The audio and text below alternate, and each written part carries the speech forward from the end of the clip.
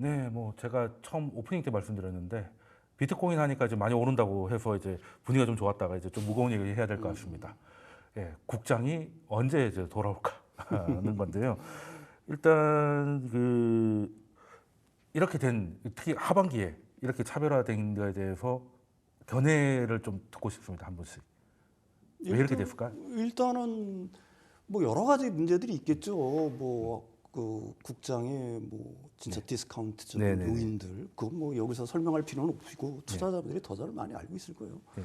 그 다음에 이제 사실은 올해 같은 경우에는 정치의 해라고도 얘기할 수가 사실은 있잖아요. 그렇죠. 뭐 미국도 사실 그렇고 뭐 우리도 그렇고. 미국도 그렇고 일본도 그렇고 네. 유럽에서도 정치 어떤 권력의 어떤 지형의 변화, 그럼 특히 이제 미국에서의 어떤 그 정치 지형의 변화, 네. 그거에 대한 어떤 불확실성들이 굉장히 많이 있었다라고 얘기할 수가 있는 거고요.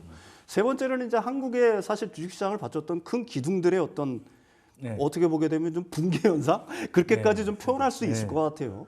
굳이 뭐 무섭네요. 얘기를 뭐 하지 네. 않아도 가령 뭐 삼성전자를 비롯한 반도체 섹터, 특히 삼성전자, 네. 그다음에 2차 전지 섹터의 뭐 그 캐즘에 직면한 어떤 네. 2차 전지 섹터의 어떤 부진들, 이런 것들이 겹치면서 사실 그 국장에 대한 어떤 그 국민들의 어떤 마음, 믿음 이런 것들이 이제 완전히 그 이탈을 조롱까지 하면서 갔죠, 거의. 사실 뭐 전세가 증시가 다 안 좋았다라고 하게 되면은 네. 사실 우리나라 그 개인 투자들이 이탈을 해서 미국 증시를 갈 일이 없는데, 미국 증시는 뭐 어떻게 보게 되면 나홀로 승승장구를 했단 말입니다. 그렇죠.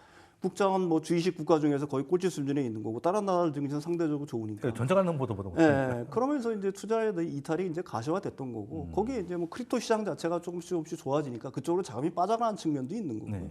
이런 어떤 수급적인 측면들, 그다음에 한국 그 주식시장이 갖고 있는 어떤 고질적인 문제들, 네. 그다음에 주도주의 어떤 힘을 잃어가는 것들, 이런 그렇죠. 것들이 이제 뭉치면서 한국 증시의 어떤 소외 현상을 갖다가 키웠지 않나 이렇게 생각을 그 합니다. 비가 오면 억수로 온다고 이 악재가 한꺼번에 나온 것 같습니다. 그러게 말이에요. 네, 저도 어떻게 뭐 전문가님 분석에 뭐 100% 공감을 하고요. 예를 들면 이제 이런 거죠. 우리 시장이 아무리 매력이 없어도 다른 데도 마찬가지야. 그럼 네, 그나마 그러면 괜찮죠. 그나마 네. 괜찮은데 우리만 매력이 없지 않나 이런 생각이 듭니다. 예를 들어서 지금 미국 장만 해도요. 매력 포인트를 잡자면 뭐 너무 많죠. 그러니까 이제 사실은 우리 자금을 우리 시장에 묶어놓을 이유가 없어요. 그게 이제 가장 큰 이유고, 특히 이제 동아시아권 관련해서는 우리 사실은 중국과 어쩔 수 없는 맞습니다. 이 동조화 현상이 있는데, 중국의 부진도 사실 우리에게 안 좋은 영향을 계속 미치는 것 같고요. 또 말씀 주신 것처럼 우리 주요 기업들이 실적이라든지 미래의 어떤 희망적인 전망이 지금 거의 안 쉽지가 나오는 않죠. 상황이에요. 그러다 보니까 이제 시장도 문제, 기업도 문제, 이런 상황이 돼 있고, 더군다나 시장의 매력을 잃게 하는 요소를 치유 또는 치료할 수 있는 시간이 있었는데 이 골든 타임을 놓친 것 같아요. 예를 들어서 골든타임이요? 밸류업을 그렇게 얘기했는데 결국 밸류업을 제대로 못하면서 어쨌거나 호재로 작용하는 데 실패했고, 코리아 디스카운트를 해소하겠다고 대통령이 1월 1일부터 시작했는데 네, 맞습니다. 지금까지도 우리가 코리아 디스카운트 해소된 게 아무것도 없으며, 좀 이따 이거 혹시 나올지 모르겠습니다만 상법 개정 같은 것도 이제 단초를 끼내 만에 하고 있으니, 시장이 매력을 잃었고 시장의 매력을 수술할 기회를 잃었고, 그 사이에 기업들도 스스로 자생해가지고 세계 시장을 뚫고 갔어야 되는데 기업들도 어려우니까 이중고 삼중고의 영향이 우리 시장인 덮쳤고, 그런데 마침 탈출구는 있었으니까 자금으로 빠져나갔다. 대안이 있어가지고. 이렇게 봐야 되겠죠. 그 밸류업 말씀 주셨는데 사실 그 밸류업 얘기 나오면서 그래도 정부가 다 할 수는 없겠지만 그래도 이런 이야기가 정부에서 나왔다는 건 이제 호재로 좀 받아들였었거든요. 예. 그래도 이런 움직임이라도 한다는 게, 근데 이제 금융주 정도 올라가는 거에서 더 이상 못 가고 있는 이런 좀 답답한 흐름입니다. 예. 그 밸류업 노력이 지금 약간 흐지부지된 거에 대해서는 원인이 어떤 거라고 생각하십니까? 저는 이거를 굉장히 뼈아프게 생각합니다. 생각보다. 왜냐면요, 지금처럼 장이 안 좋고 호재가 없는 시장에서 그나마라는 자꾸 안 좋은 얘기해서 죄송한데 이 정책과 이게 좀 짜임새 있게 들어왔다면 그나마 하방을 좀 받쳐줄 만한 말이 되는 정책이었거든요. 뭐냐면 이런 거예요. 상반기는 이거예요. 밸류업 기업들에게 제대로 이제 기업들 우리가 주목할 수 있게 여러 가지 밸류업 정책을 하겠다고 그랬는데, 뚜껑을 열어보니까 뭐였냐면 별게 없고 자율공시 몇 개 좀 해봐라라는 거고, 그냥 싼 주식 몇 개. 거기에다가 채찍과 당근이 다 들어갔든지 해야 되는데 채찍도 없고 당근도 없으니 그저 그런 대책이 되면서 밸류업 공시 아무것도 아니네라고 해서 상반기 호재가 사라졌습니다. 후반기에는요 밸류업 지수를 발표한다고 했어요. 네, 맞습니다. 밸류업 지수 자체가 중요한 게 아니고요. 지수 발표와 동시에 바로 순차적으로 밸류업 지수를 추정하는 ETF가 이제 상장이 네, 되면 네. 그 ETF 자금이 그렇죠. 그 밸류업 지수를 추정하기 때문에 그 지수에 들어가 있는 주요 기업들을 현물로 사게 돼 있단 말이에요. 그렇죠. 사실상 수급이 새롭게 생기는 거나 마찬가지라서 상반기에는 밸류업 공시를 통해서 시장의 매력도를 높이고 하반기에는 수급으로 밀어준다. 이게 사실은 잘만 됐다면 그나마 1년 내내 일본이 그렇게 했던 거 아닙니까? 참 좋은 네, 정책이다, 잘했다 이렇게 평가받을 수 있는데 상반기에 공시 엉망이 됐죠. 밸류업 지수 발표했는데 발표하는 날부터 시장에서는 악평이 쏟아졌습니다. 네, 실망이 오히려 좀 컸죠. 밸류업과 상관없는 기업들이 들어가 있고 그동안 그 밸류업을 위해서 노력했던 기업들은 많이 빠져 있으니까 지수가 엉망이다 이런 얘기 나왔거든요. 그러니까 어떻게 됐습니까? 죄송하지만 지수 조만간에 리밸런싱 하겠습니다. 지수 바꾸겠습니다. 좀 다음 달에 지수 바꾼다는 거예요. 그러니 곧 지수가 바뀔 걸 지켜보자는 측면에서 ETF 상장도 순차적으로 미뤄지고 네, 지수가 있어야 하니까요. ETF에 대해서 제대로 된 인기가 아직 나오고 있지 않고 하니까 어쩌면 1년 내내 사실은 주가에 호재로 작용할 만한 모멘텀을 정부가 발표해놓고 오히려 그걸 그 살리지 못했다. 실망으로 만들었다. 네, 알겠습니다. 뼈 아픈 구석이 있다 저는 이렇게 봅니다. 이 기업들의 네. 책임도 사실은 무시 못할 것 같아요. 네. 여전히 문제가 되고 있지만 그 뭐 3법 개정을 통해서 어느 정도 이제 사실 실질적인 효과를 거둘 수 있을지는 모르지만 대주주들의 어떤 전행이 지금도 계속되고 있잖아요. 네. 뭐 M&A 해가지고 자기 싼 주식 갖고 있는데 비싼 주식하고 자기 싼 주식은 올리고 비싼 주식은 내려서 M&A 해버리고 네.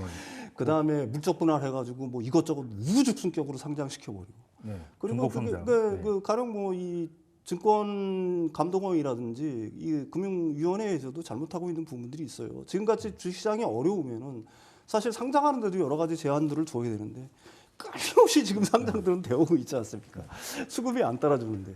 그러니까 이 개미들이 여기서 야 이제 도대체 그렇다고 해서 배당을 많이 해주는 것도 아니고 기껏 해봐야 동전 배당 해주면서 이게 틈만 나면은 개인 투자자를 우려먹는 정책들이나 계속하고 뻥뻥하면 뭐 심하면은 뭐 주주들한테 손벌이 유상증자나 뻥뻥 해대고 하는데 그런 거에 대해서 어떤 환멸 이런 것들도 깊게 작용하지 않았나 이런 생각을 해요. 네, 그러니까 이번에 그 사실 그 밸류업 지수에 나왔던 기업 중에 그 이수 페타시스가 포함돼 있었지 않습니까? 네.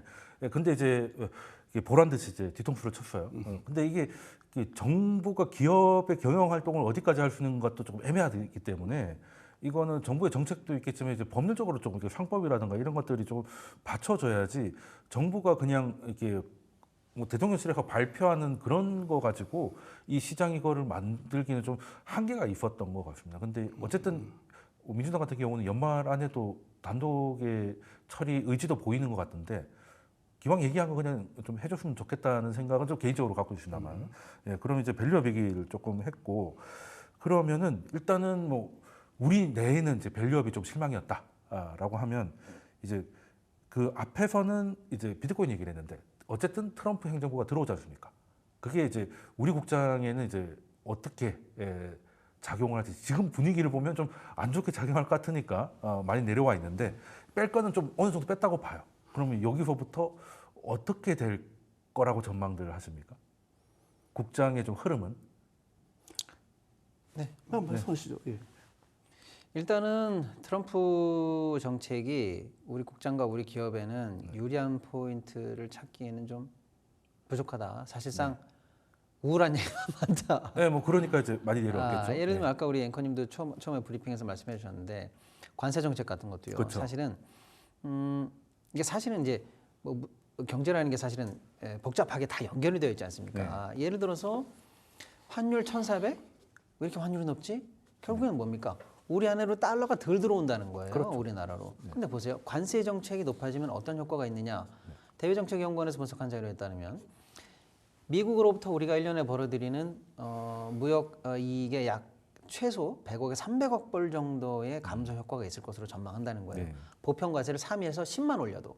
그런데 그럼 우리가 미국에서 벌어들이는 500억 불 정도의 연간 무역 이익의 5분의 3이 날아가는 거예요. 그게 달러 수급에 안 좋은 영향을 미치죠. 국내로 들어오는 달러가 줄어드니까요. 이런 것들이 뭐 어마어마하게 사실은 안 좋은 영향인 거고요. 그 관세 때문에 사실은 어떤 분들은 그런 얘기도 하시더라고요. 우리만 관세를 맞는 게 아니라 보편 관세 맞으니까 괜찮은 거라고 생각하는데 희석되는 거 그렇지가 아닐까요? 않아요. 우리랑 무역 또는 수출, 상품 경쟁력이 가장 심한 나라가 사실은 일본입니다. 네. 일본을 제외하고 2등이 미국이에요. 그렇죠. 그러니까 결국에는 우리가 일본을 제외하고 나면은 가장 경쟁력 있는 경쟁 관계에 있는 미국의 기업들과 미국 시장에서 경쟁할 때 핸디캡을 안고 시작한다는 거예요. 이거 당연히 안 좋죠. 자, 그다음에 세 번째가 보조금 관련해서 철폐하겠다는 네, 정책을 세게 얘기했고, 물론 입법을 통과해야 하는 부분도 네, 그거는 있고요. 이제, 개별적으로 우리가 진출해 있는 우리 기업들이 진출해 있는 곳에 이 공화당 우위 지역이다. 뭐 이런 얘기도 좀 많이 해서 생각보다 쉽지 않을 거다. 이런 얘기도 있습니다만 이번에 또 재무장관 뭐 관련한 사람들이 세게 얘기했어요. IRA 관련해서 이거는 보조금 관련해서는 괴물이다. 반드시 철폐시키겠다. 이런 얘기를 또 계속 멘트가 나오거든요. 네, 네. 이게 현실화 된다면요. 예를 들어서 SK온이나 또 우리가 지금 2차 전지 관련한 업체들은 이미 받고 있는 보조금을 빼면 지금도 영업 적자예요. 그렇죠. 예, 그러니까 이런 것들을 고려해 보면 트럼프 관련한 정책이 당분간 우리의 주도 기업들에게는 여전히 이 악재로 작용할 가능성이 크다. 네, 대형 수출주들한테는 그렇습니다. 이제 압력이 된다. 근데 이제 그런 기업들이 우리 코스피에서 차지하는 비중을 생각해 보면 국장의 네, 대부분이죠. 지수가 상승할 가능성이 점점 약해지는 거 아니냐. 이런 일단 암울한 전망은 전제해 놓고 봐야 될 것 네, 같습니다. 일단 지수는 답이 없다 말씀을 주셨고 그럼 또 말씀 한번 주시죠. 저는 사실은 미중 간의 패권 경쟁이 사실은 그 트럼프 어떤 2.0의 어떤 본질이라고 생각을 하고 있는 거고요. 네. 그건 바이든 행정부에 이어서 사실 미국의 엘리트들이 생각하고 있는 겁니다. 그래서 우리한테는 기회와 우려가 동시에 있다라고 봐요. 우리는 중국에 대한 어떤 의존도가 좀 있는 편인데 중국 경제가 당분간 좋아질 가능성이 없으니까 사실은 우리나라 수출업체들이 부담을 안는 건 확실하죠. 그렇지만 트럼프가 됐다고 해서 그 트럼프가 사실 우리는 미국이 갖지 못한 한 가지 장점이 있어요. 엄청난 제조 한계뿐입니까? 역량. 좀 더 없습니까? 한 네, 개밖에 이게 없어요. 밸류체인을 갖다가 완성하고 네. 있는 나라들. 가령 네. 조선 같은 경우 트럼프가 우리나라한테 전화를 해서 네, 얘기를 하는 필요하다고 이유가 했죠. 사실은 거기에 밸류체인이 다 망가져 있거든요. 그다음에 2차 전지 섹터 같은 경우도 배터리 역시 마찬가지예요. 네, 미국은 밸류체인 자체가 없습니다. 네. 테슬라가 약간 하는 것 제외하고서는 사실 우리나라처럼 이렇게 어떤 그러니까 제조 역량이라는 게 그 단순하게 뭐 제조를 대량 생산을 할 수 있는 역량을 얘기하는 건 아니잖아요. 네, 맞아요. 가격, 네. 그다음에 수율, 그렇죠. 그다음에 수율 대량 중요하죠. 생산 능력 이런 것들이 다 갖춘 걸 갖다 제조 역량이라고 하는데 미국의 동맹국 중에서 제조 역량을 가진 나라는 일본, 우리나라 정도에 불과하거든요. 네, 뭐 예, 넓어보면 그렇게 대만 얘기할 정도 수가 되겠죠. 있습니다. 그런데 대신 이제 일본의 기업들 같은 경우에는 굉장히 특출하기는 반면에 네, 맞습니다. 사실은 이 투자에 대해서 굉장히 좀 보수적이죠. 예, 일본 그게 다운 그게 뭐 있죠. 반도체도 역시 마찬가지고 2차 전지 섹터도 파나소닉 정도밖에는 사실은 안 남는다는 네. 거니까 그런 측면에서는 제가 생각하기에는 왜 그런 생각을 자꾸 하냐면 우리나라 이제 사실 주식시장 자체는 완전히 저평가 국면에 들어가 있다 이미. 그렇다고 해서 이게 뭐 언제 오른다 빨리 이게 저평가 국면이니까 외국인도 달려서 산다는 얘기가 자체가 아니라 반드시 트럼프가 됐다고 해서 사실은 우리나라에 그렇게 우리나라 주식시장에 반드시 그렇게 암울한 전망만을 던질 거냐라는 거에 대해서는 뭐 저는 개인적으로 좀 의문이 있습니다. 예. 저는 주식시장, 이 네. 뭐 저도 이제 좀 말씀을 좀 이어가자면 네. 일단 그런 상황에 대해서 좀 냉정하게 직시를 해야 되는데 문제는 뭐냐면 이제 대응이잖아요. 그렇죠. 근데 이제 이 부분에 사실은 영향이 집중돼야 되는데 바이든 정부 때도 사실은 대중국 봉쇄 정책이라든지 이런 것들을 했습니다. 네. 그럴 때 사실은 우리가 속절없이 끌려갔어요. 근데 뭐냐?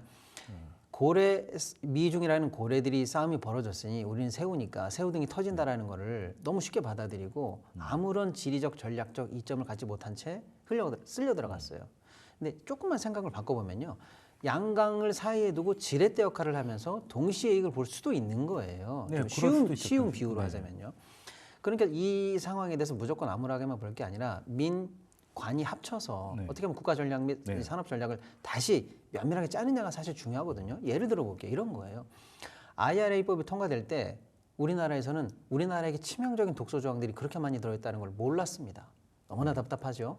그래서 속절없이 당하고만 말았는데 그래서 우리도 미국에게 여러 가지 유예 조치를 막 요구하고 했는데 안 됐죠. 이미 발표를 했는데요. 근데 사실은 일본은 해당 내용을 미리 알고 있었습니다. 그래서 어떻게 우회로를 뚫었느냐. 이 미국은 그러니까 일본은 미국과 FTA 협상국이 아니기 때문에 일본 내에서 생산하거나 일본이 만든 것들을 일본을 통해서 미국으로 가면은 이거는 IRA 관련해서 아무런 뭐 보조금 혜택이나 뭐 그게 없죠. 혜택이 없는 네, 거예요. 해당이 그러니까 되지 일본이 미국과 별도의 광물 협정을 맺어버려요. 그러면서 광물 협정을 맺은 나라는 FTA 체결국과 준하는 대우를 한다라고 우회로를 뚫어버려요. 준하면 우리는 FTA인데 그냥 우리도 비슷하지 않을까? 그러니까요. 그러니까 우리는 FTA 체결국이기 때문에 우리나라에서 생산한 2차 전지는 중국산 원료를 가지고 했어도 우리나라 제품으로 예를 들어서 특정 비율이 넘어가면 우리나라 걸로 인정이 돼서 수출 제한 없이 미국으로 갈 수 있었는데 일본은 그런 대우를 못 받는데 광물 협정국이라는 이유로 그걸 뚫어버렸다니까요. 예를 들어서 그런 어떤 국가적 전략이 일본이 외교력을 보여줬네요. 그게 필요하고요. 이번에 트럼프 선거 국면에서도 그걸 보여줬어요. 일본은. 예를 들면 이런 거예요. 1인자는 총리죠. 총리는 쉽게 안 움직입니다. 총리는 바이든 어쨌거나 대정부 입장에서 정부 대 정부로 얘기를 해야 되는데 2인자였던 아소다로 관방이 트럼프를 찾아가요. 그래서 트럼프 월드 로고를 트럼프가 오라는 대로 갔더니 트럼프 집이에요. 트럼프 월드 로고가 찍힌 집으로 데서 불렀어. 사진을 찍어줍니다. 그러면서 트럼프가 그걸 활용하도록 합니다. 일본이 나에게 손을 내밀었다. 일본이 나에게 이제 배팅한다. 이렇게 활용하게 내버려 둬요. 그렇죠. 이제 정치적으로 배팅을 한 거죠. 그게 배팅입니다. 그게 전략이고요. 그러니까 그건 보여지는 전략인데 그 정도를 할 정도가 되면 보여지지 않는 수많은 전략과 라인이라든지 이런 어떤 정보라든지 이런 게 뚫어져야 되거든요. 우리 정부도 백악관 가서 노래도 부르고 했는데 제가 말씀드린 게 그런 식의 열심히 했는데 치밀한 국가 전략이 나와야 된다라는 겁니다. 그러면은 일단 그 지수는 조금 쉽지 않다는 것이 두 분의 공통 견해인 것 같은데 그래도 우리 시장에서 삼성전자가 계속 이런 모습이면은 이게 다 힘들어지는 모습인 거잖아요. 개별 기업이라고 말하기가 어려우니까. 그러면은 이거 삼성전자라는 한 기업을 놓고 한번 본다면 지금 이 상황과 이걸 또 타개할 방법은 뭐가 있을지 한번 좀 견해를 구하고 싶은데. 삼성전자는 일단 뒤처진 기술력에서 그걸 갖다가 따라잡는 게 그 가장 뭐 시급한 문제죠. HBM 뭐 8단 12단을 갖다가 빠르게 승인하겠다고 하는데 승인이면 승인이지 빠르게 승인한다는 건 또 뭐예요? 만들기만 하면 빨리 해주겠다. 결국은 사실은 그 부분이 문제가 될 거라고 보고 있는 거고요. 그 과거에 일단 반도체 같은 경우에는 이제 코모디티 시장을 갖다가 과거의 유물입니다. 이제는 사실 오도메이드로 맞춤형으로 바뀌어버린 시장인 거예요. 과거처럼 메모리 이렇게 쭉 만들어서 3단으로 만들어서 니들 사가라는 시장이 아니라 내 것에서 이제 HBM으로 넘어가는 바뀐 그렇죠. 거죠. 그게 이제 자본집약적 사회에서 지식집약적 사회로 바뀌면서 그게 인공지능의 사회잖아요. 거기는 이제 맞춤형으로 갈 수밖에 없는데 결국은 삼성전자는 HBM 시장에 들어가야 돼요. 특히 그러니까 엔비디아의 벤더가 되는 게 굉장히 중요합니다. 그렇죠. 엔비디아가 HBM 시장에서 차지하는 비중이 올해 한 58% 정도, 그 정도 내년에 한 73% 정도 되는 줄 알고 있어요. 뭐 대안이 없죠. 그러니까 벤더로 들어가지 못하면은 여기서 살아남을 수가 없는 거예요.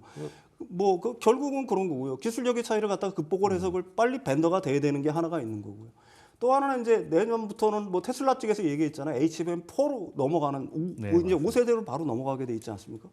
거기는 이제 뭐 선단 공정이 중요한 거니까 뭐 베이스 로직 다이를 만들기 위해서는 사실은 그 일종의 이제 그 TSMC나 삼성전자밖에는 사실은 없거든요. 그렇죠. 근데 이제 엔비디아가 그걸 갖다 삼성전자한테 줄지는 의무이란 얘기죠.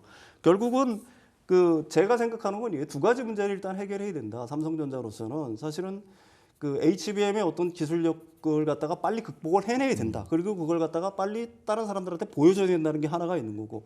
두 번째는 이제 영업력을 갖다가 어떻게든지 확보를 해야 된다는 얘기죠. 그게 이제 그래서 TSMC와의 어떤 공정 같은 경우는 얼마 전에 삼성전자가 발표를 했는데 그것도 지금은 현재로서는 필요한 시점이 아닌가.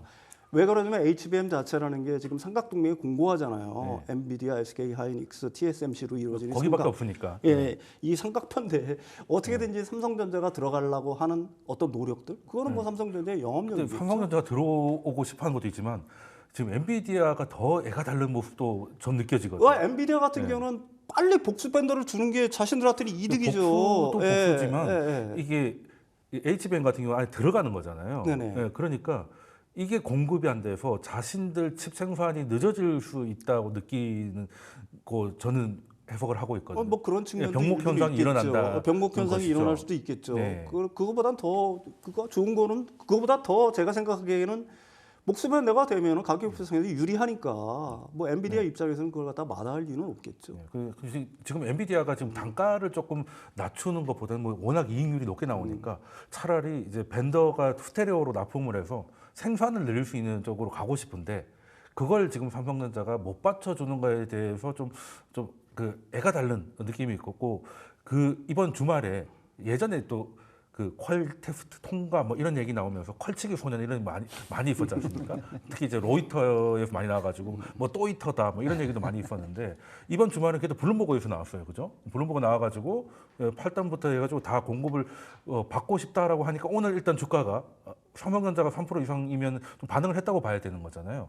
그러면 일단은 삼성전자가 이거 납품을 해야 되는 건 다 아는 사실인데 주가 흐름에 대해서 그러면 이제 악재를 다 반영해서 지금은 어느 정도 반등에 갈 것이냐 아니면 계속 이렇게 그냥 이 자리에 있을 건지 이거를 한번 들어보고 싶습니다. 기술에 대해서 말씀 주셨으니까. 일단 기술에 대해서는 뭐 두 분이 말씀하신 걸로 저도 가름을 네. 하고요. 드릴 말씀이 좀 있지만 뭐 비슷한 얘기니까요. 근데 이제 문제는 그 아까 이제 또 치기냐 뭐 이런 얘기 하셨는데 그 젠슨왕이 발표를 했음에도 또 멘트를 날렸음에도 불구하고 사실은 많은 분들이 믿지를 않아요. 왜 그런 멘트가 계속 있었거든요. 그렇죠. 이런 단계에 들어갔다고 보는 거예요. 이제는 삼성이 말로 해서는 아무도 안 믿는다. 결국에는 숫자로 보여주지 그쵸. 않으면 반등하기는 어렵다. 일단 그렇게 보고요. 그다음에 삼성 주가를 둘러싼 두 가지 또 그러니까 기술, 삼성 내재적인 문제 네. 아까 말씀 주신 거 그거 말고 두 가지 문제를 또 추가적으로 사실은 좀 말씀드리고 싶은 게 하나 뭐냐면 외국인들의 수급이 돌아오지 않으면 안 돼요. 그렇죠. 네, 이미 국내에서는 450만 계좌 이상을 삼성이 갖고 있고 국민주기 때문에 국내 수급만으로는 예전의 주가를 회복하기는 어렵습니다. 개미들로는 안 되죠. 그렇습니다. 결국에는 외국인들까지도 설득해내서 완벽하게 외국인들이 돌아오지 않으면 주가 반등이 예전 같지는 않을 거다라는 부분이 하나가 분명히 있고요. 또 하나는 삼성의 실적, 삼성의 외국인 수급 이거는 그래도 삼성 내에서 일어나는 변수인데 지금 이 별도의 변수가 존재해요. 그게 뭐냐면 이제 사실 우리가 공매도 무기한 금지 아닙니까? 네. 내년 3월에 어떻게든 해보겠다고. 일단은 작년 11월이니까 지금 벌써 만 1년이 넘었어요. 작년 11월 7일인가 그래요. 그때도 네. 한시적 조치로 뭐 몇 달을 하느냐만 6달 정도 못 쓴다고 했다가 겨우 그래서 총선을 네. 넘기느냐 마느냐인데 네. 지금 기약 없이 늘어졌어요. 네. 그러다 보니까 사실 공매도 없는 시장은 사실 그 시장이라고 볼 수도 없죠. 솔직히 말씀드리면. 그러니까 이제 코스피 관련해서 여러 가지 이제 공매도 관련한 숏 포지션을 잡고 싶으면은 답이 없어요. 그런 측면에서 선물 매도. 예, 삼성을 흔들면 사실상 선물 매도 효과를 금방 그렇죠. 볼 수 있거든요. 삼성이 워낙 크기도 하고. 그러니까 삼성의 주가를 가지고 1차 함수, 2차 함수만 해도 머리가 아픈데 예를 들면 HBM 어떻게 할 거야, DRAM 네. 중국과의 경쟁 어떻게 할 그렇죠. 거야, 내부적으로 재무 구조 어떻게 할 그렇죠. 거야, 파운드리 분사할 거야 말 거야라는 삼성을 가지고 있는 1차 함수만도 풀기가 어려운데 외국인 수급이라는 2차 함수가 걸려 있는데 한국의 시장 코스피 자체에 대한 주가를 삼성 가지고 흔들어내는 3차 함수까지 생겨버리니까 그렇죠. 하방 플레이 노출돼 있잖아요. 굉장히 피곤한 상황이에요. 그러니까 삼성 주가를 섣부르게 예측할 수 없는 복잡한 상황에 놓여 있다 보니까 굉장히 어렵다 이렇게 봐야 되겠죠. 네, 그러면은 쉽진 않을 것 같은데 더는 안 빠진다고 생각해도 되겠습니다. 뭐 반등은 모르겠는데 더는 안 빠지겠죠? 저는 4만 전자는 사실은 너무 심했다. 그런 생각은 들고요. 4만은 잠깐 있었으니까. 예, 너무 심했고. 잠깐 있었으니까. 물론 그런데 이제 그 다음에 10조 관련한 자사주 매입 및 3조에 해당하는 자사주는 우선 소각하겠다는 발표가 있었는데 예. 이걸로 일단은 주가가 급등을 했고 물론 그 배경에 총수 일가의 주식담보대출의 담보가액 때문에 반대 매매를 막지 않기 위한 마지노선 여기 아니겠느냐 뭐 이런 분석도 있습니다만 그래서 그거를 다 그 반영하더라도 정도까지는 이제 바닥이 나올 5만 것 원대 같다. 중반 이상을 하방 지지선으로 확인됐다. 이 정도까지는 봐야 될 것 같습니다. 알겠습니다. 그러면은 일단 삼성은 이제 기술적으로 풀어야 될 문제가 많고 주가는 5만 초반 정도에는 이제 하방 경직성을 확인할 수 있겠다. 뭐 요 정도로 삼성전자에 대해서 얘기를 좀 마무리하고요. 삼성전자에 대한 전망이 곧 이제 국장에 대한 전망이 될 것 같으니까 이제 그 같은 전방 성상에서 이해를 하면 될 것 같습니다. 예, 오늘 그 두 가지 주제에 대해서 두 분 모시고 또 인사이트 들어봤는데요. 오늘 말씀 감사합니다. 두 분 여기서 보여드리겠습니다. 감사합니다. 맞습니다.